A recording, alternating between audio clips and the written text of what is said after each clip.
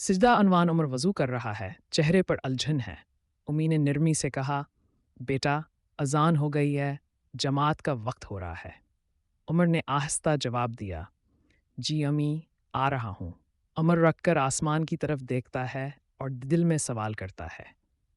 عمر نے دل میں سوچا، یا اللہ، یہ دنیا بھی کھینچتی ہے، تیرا راستہ بھی، میں کدھر جاؤں؟ فیضان نے کہا، یار عمر، یہ ہر وقت کی نماز، حجاب، تسبیح، کچھ تو لائف کو انجوائے کرو۔ عمر مسکرا کر بولا، انجوائے تب ہی ہوگی جب اندر سکون ہو فیضان۔ دور سے عائشہ نے سنا اور کہا، سکون وہی جو دلوں میں اللہ کے ذکر سے آتا ہے۔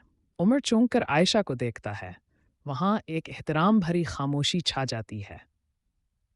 عمر بستر پر لیٹا، موبائل پر دنیاوی چیزیں دیکھتے ہوئے رک جاتا ہے، پھر قرآن ایپ کھولتا ہے۔ عمر